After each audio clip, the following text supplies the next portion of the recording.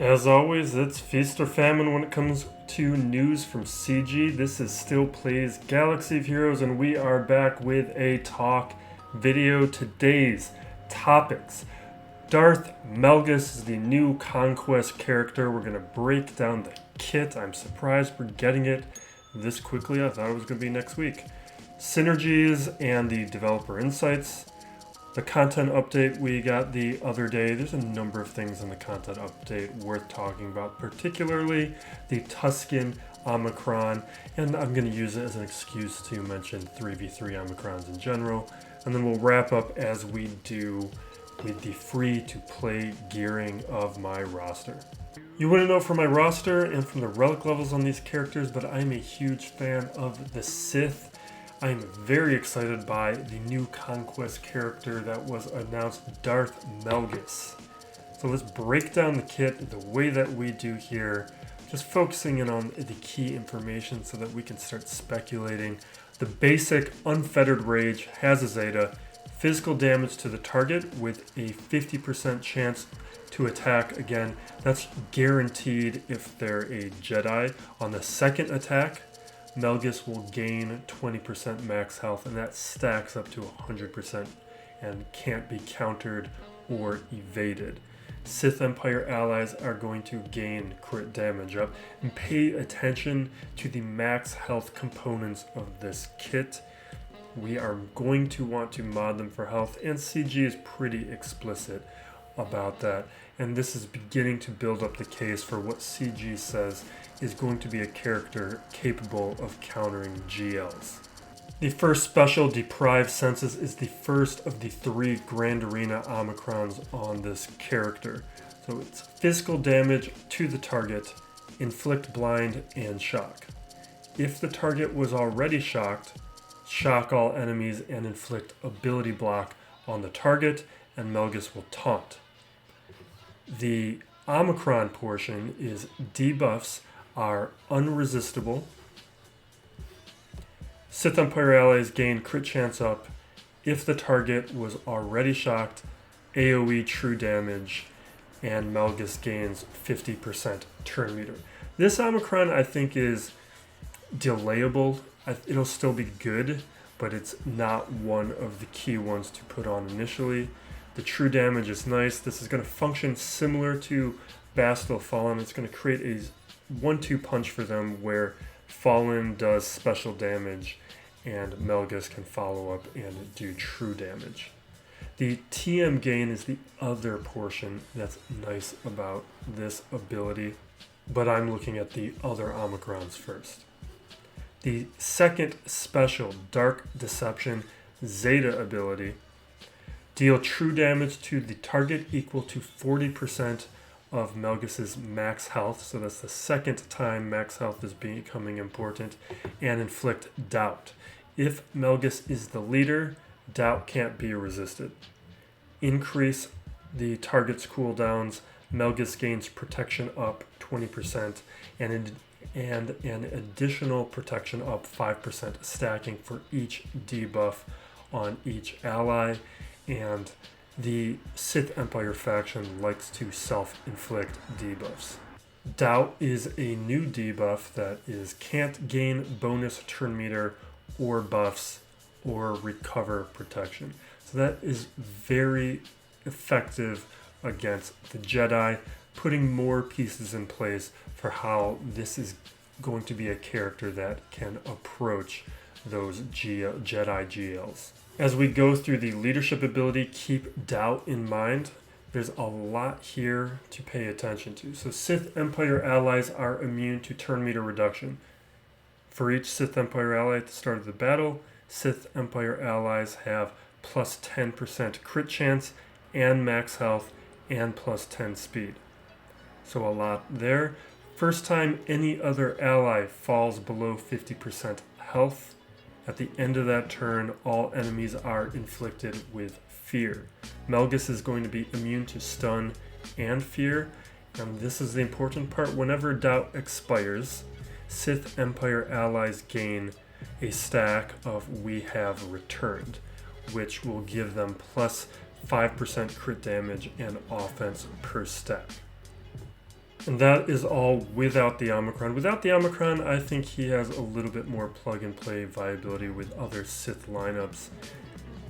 The aspects of his leadership are nice, but they aren't essential. With the Omicron, I think he's just default the leader. CG in their video with Cubs tried to really make an argument that you wouldn't necessarily want him to be the leader, but it's pretty clear you want him to be the leader. So this Grand Arena Omicron, Sith Empire allies, plus 50% mastery, plus 30 speed, plus 80% critical avoidance, and the damage received is decreased by 15%. So that does a huge amount of work to bring a Sith Empire squad up to a GL level. Whenever a Sith Empire ally is inflicted with a debuff, they will recover 10% health and protection. And whenever doubt is dispelled on an enemy, they are inflicted with expose, which can't be resisted. While enemies are inflicted with doubt, they will have minus 20% speed, minus 20% tenacity, and minus 30% crit damage. In this last portion here, I don't know why CG writes things like this. I don't know if it is intended to be part of the Grand Arena portion of the Omicron or if it is separate, because they're not, I don't think they're consistent about it. But at the start of the battle, if all allies are Sith, Malgus gains an additional 50% max health and max protection and 60 speed. At the start of the battle, Malgus recovers 100% health and protection. Because that's weird wording, and it sounds like to me that would be more relevant to assault battles or territory battles. And because to say at the start of the battle he's recovering health and protection, they had all day to fix the wording if it was a wording error, so I don't believe it is. So this leadership Omicron, that's mandatory. You unlock him and you slap that on right away, save the Omicrons in advance. He's a little bit worse outside of the leader slot, especially if you have the Omicron. It would make no sense to do so, because particularly the debuff of doubt loses functionality. So one of the things he is adding to a squad becomes not negated, but diminished through removing Malgus from the leadership slot. And we wrap up with the final Omicron on the unique Korriban's Legacy. At the start of the battle, Malgus gains 5% max health and protection for each other Sith ally, 10% max health and protection for each other Sith Empire ally. Malgus will take reduced damage from percent health damage effects. He's immune to healing immunity, and while debuffed, gains 10% defense and health steal. And again, the Sith Empire likes to self-inflict debuffs, so that means the Sith Empire faction itself is going to be increasing the defense and health. It's not solely dependent on the enemy, and while Malgus is taunting, he has 60% counter chance, 20% defense, and minus 20% tenacity. If all allies were Sith at the start, Malgus will taunt. When doubt expires, that enemy is inflicted with fear, and first time each turn doubt is dispelled, 2 random enemies who didn't already have it are inflicted with doubt, which can't be resisted.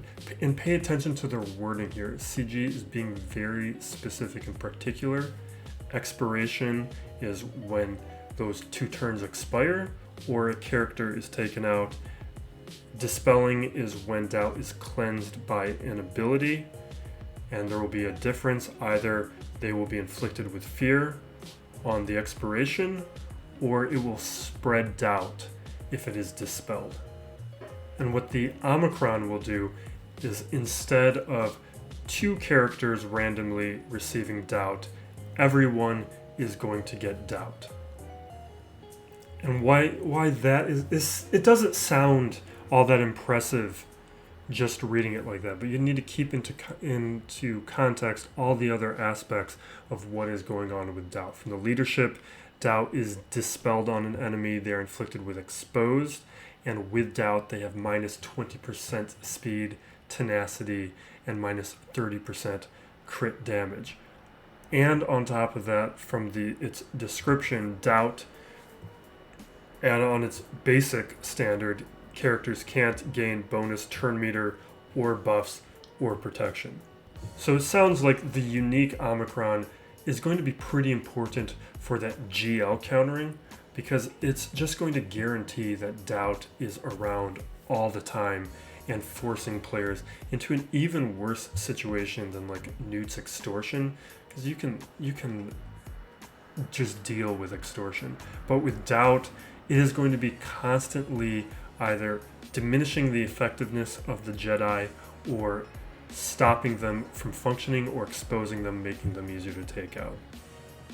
So while we have these 3 conquests to farm shards for Malgus here, save some Omicrons, because the leadership and the unique, I think, are going to be pretty important. With the developer insights, we start with the synergies, and usually there's an image at the top that prompts us, but we don't have that today, but we are still covering those synergies, starting with Darth Talon. She is definitely going to want to be paired with Malgus, and it's because of her unique here. Sith allies gain plus 30% max health, plus 30% office, and plus 20 speed. And that max health is just going to combine with what's already going on with Malgus, making him even better. Plus her unique gives Malgus another way to be taunting. With every time she falls below 100% health, he will tank and gain retribution. The other thing I think we need to consider here is Malak. There's a possibility of a dual tank lineup. I don't think that's what we're going to see. I think what's more likely is just a larger Grand Arena shakeup in terms of strategy, similar to what Wampa is doing right now, changing the types of teams that we see on defense or the frequency of it. This is going to create an even bigger incentive to keep Jedi GLs for offense, which means keeping Sith Eternal Emperor as a counter is going to be less important, so he can shift over to defense more safely. But more players need to realize that they need to put a tank with Sith Eternal Emperor, otherwise he can be maul countered, which I'm sure you Kyber 1 players don't need to worry about, but Kyber 2 I see it all the time, tankless Sith Eternal Emperors. So Malak will become much more common as part of those Sith Eternal Emperor lineups to make sure that those maul counters can get stopped. So I think Malak will be a less common member of a Darth Revan and Darth Malgus squad. The other characters we want to talk about, and this came up in the Cubs announcement video where he was speaking with the developers, they did hint at more Sith Empire content coming, but I think what that has the big possibility of is Sith Assassin. There is so much incentive for CG to make a character like Sith Assassin relevant. She's a pain to gear. Not a lot of players have her, and she has a ship, which also gets into the next domino of if you haven't farmed Sith ships, you need to farm Sith ships. Don't think you can ignore them. I would hope by now players have realized that CG is going to make everything usable to one extent or another, and right now there are 2 options for CG to add quick fleet depth. They can split the Rebel fleet, or they can split the Empire fleet and create a functional Sith fleet, and there's long been speculation and rumors that Darth Nihilus could get the Ravager, which would create that Sith fleet, and that would tie in really nicely with having this 10-year Old Republic reunion. And so Sith Marauder here, already a high quality character, but the Sith Bomber, you gotta be farming this ship too. Get ready for these things. This is something that I recommend to players all the time, is just finish your farms. Don't let that be the piece that causes you to not be able to quickly pivot. With the body of the developer insights, there's just a couple things I want to highlight here. One is in the strategy tips. They specifically say that it's best to let doubt expire naturally. And that's because if you try to expire it and the Omicron is applied, doubt is just going to be constantly spreading and you're not going to get rid of it. The other aspect I want to talk about is just a larger thing about Conquest in general.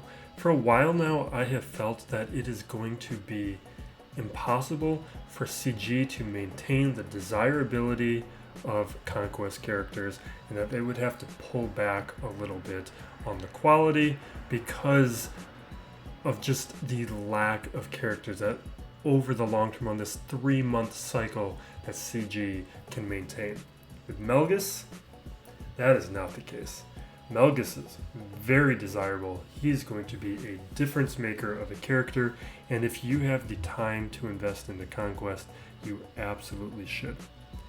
And because of that, I think we all should be a little terrified of this next Conquest. Because what I'm expecting is CG to level up the grindiness of this event. I think it is going to be like Maul.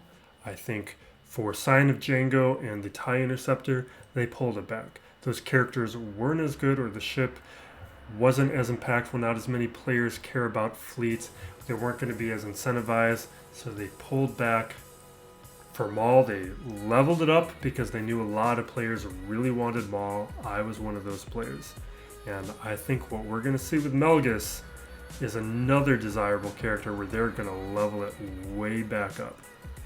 So I would recommend that you hoard resources right now for the Inquisitors, because until we see how many feats there are, we can't speculate on how important the faction is going to be, because if it's one feat, whatever, you can get the red crate without it. If it's going to be a bunch of feats, kind of like with the bounty hunter events where there was a number of bounty hunter related feats, it might be pretty important to apply gear to the Inquisitors. We also don't know which ones. It might be character specific or a couple characters where we need to have higher gear on in order to get those feats. So I would prepare for that possibility if you're really interested in unlocking Malgus. But my alarms are up. I think there's a lot of incentive here for CG to make this something that whales could be happy about. Maybe it just increases people going after whatever pack. I don't even remember what this stuff's called right now. It has no relevancy to me. But the CG could monetize this in some way, and the grindiness is part of it, and maybe certain characters or certain relic levels are going to be needed in order to get past sector bosses. Content update was pretty good. First thing is shipments. Top 6 items are going to be generated based on gameplay of players. Pretty interesting. Hopefully that's shards and gear, and means the other day when I wanted 4 shards of the MG100, they actually show up. The next portion's much more important, we'll spend more time on, is Tusken Raider is getting an Omicron. If you watch my quarterly speculation videos, this was something I brought up as a possibility, or at least something happening with the Tuskens, and now we got it. And I'm going to be capitalizing on this because I like to prepare for things. So back in December or January, I geared up all of the Tuskens, and you know what, let's just do it right now. Let's do it for the video. I was going to save this for a free-to-play gearing, but let's do it right now. I'm throwing this Omicron on. What this Omicron is going to do is, in 3v3 Grand Arenas, and I believe this is going to change. I think maybe in 6 months or Book of Boba Fett Season 2, they will add Tusken Warrior and Tusken Boba, and this changes. I will make that bet. But in 3v3 Grand Arenas, for now, gain taunt at the start of the battle. If Tusken Raider is defeated while a Tusken ally is active, It's going to revive at 100% health. All allies are going to gain 15% crit chance and crit damage and speed for each living ally.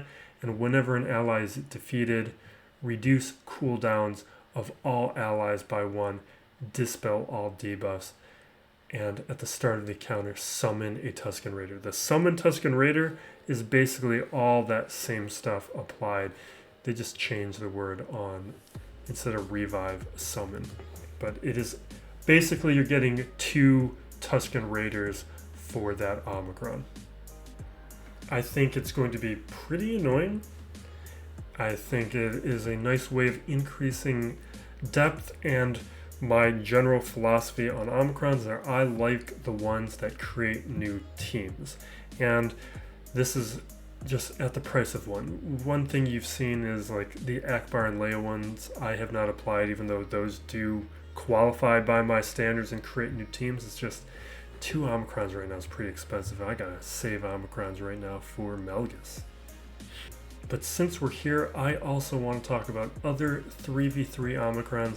I went through all of the Omicrons again, or the Grand Arena Omicrons, to see if I thought the viability of any of them really changed. Like Darth Talon's an Omicron I've been wanting to do, but Darth Talon, that's a 5v5 Omicron. That is not going to work with the Sith trio. Maybe it'll work with Malgus once he's in game, but that doesn't apply right now. The one Omicron that does become very desirable in a 3v3 setting is Krennic's. This is a nice thing here, where Krennic, he gains defense penetration.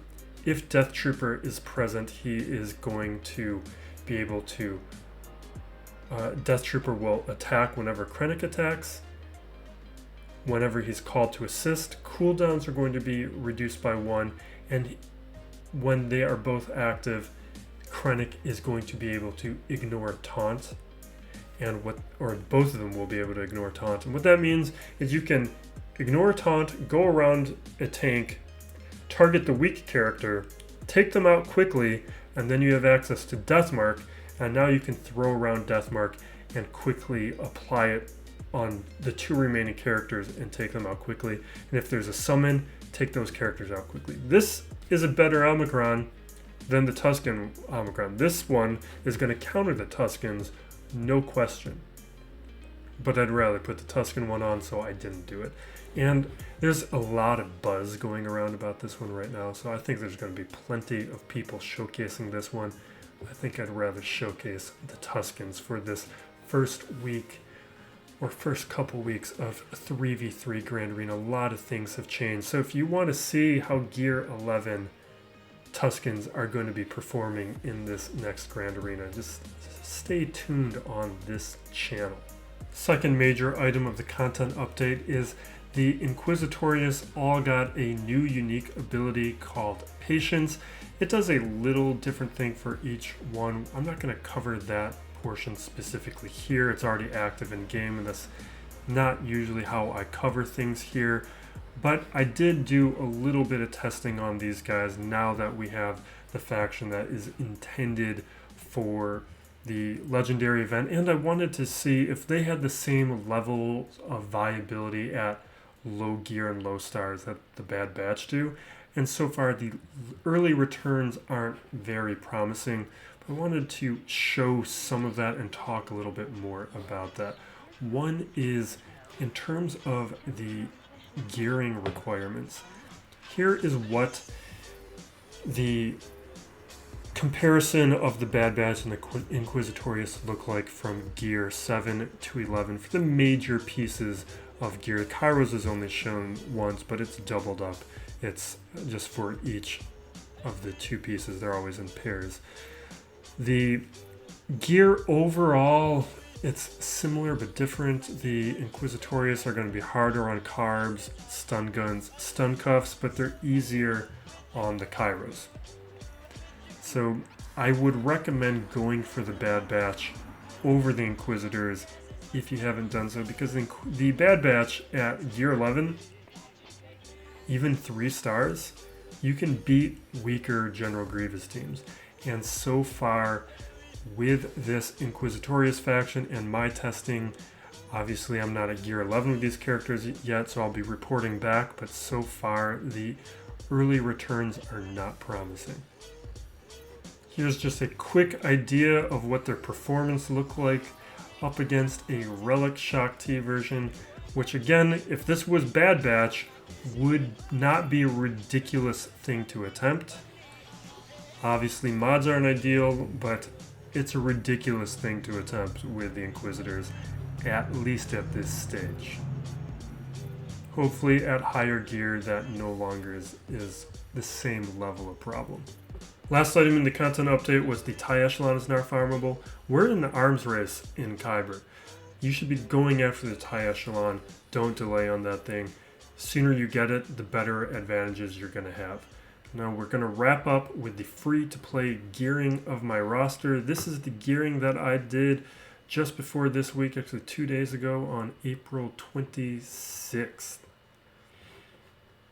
Not too much here. Big thing is taking Starkiller up to relics. I tested him at gear 11, not great. At gear 12, he was functional, but he needs to be at relics. So I finally got around to do it. I was just way out of Kairos. Getting to the point to replenish them has been tough. I did JMK and Starkiller back to back, and now I got Inquisitors to do. I am in a Cairo deficit. Ninth Sister up to 5 stars. She's no good. She needs...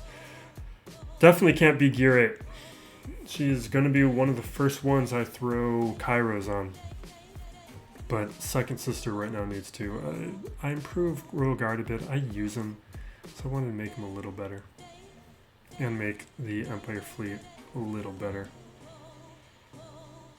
Ships, I had to refresh a ton to get MG 100 up to 5 stars, but I needed to improve that fleet. The 4-star one is not great, especially at gear 11. 5 stars is not much better, but it's better.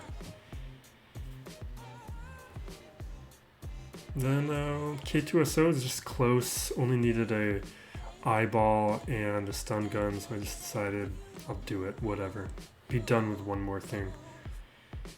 Make my rebel fleet a little better. Not that that ability is as important. If you haven't worked on the ship, Cassian is the ability that matters. I think we're out of here. I think that's all I did. Yeah, that was it for this little period. And I threw in Tusken Raiders Omicron a moment ago in the video. It was a quiet April, but a strong finish. I'm really happy with the information we've received over the past couple days. Tusken Raider Omicron, I'm looking forward to using next week as 3v3 Grand Arena starts. But if you can only do one, the Krennic one's probably going to be a little bit more desirable overall. I think it's going to be really nice on offense. Thank you for watching. This is Still Plays Galaxy of Heroes. Be safe out there, everyone, and be excellent to each other.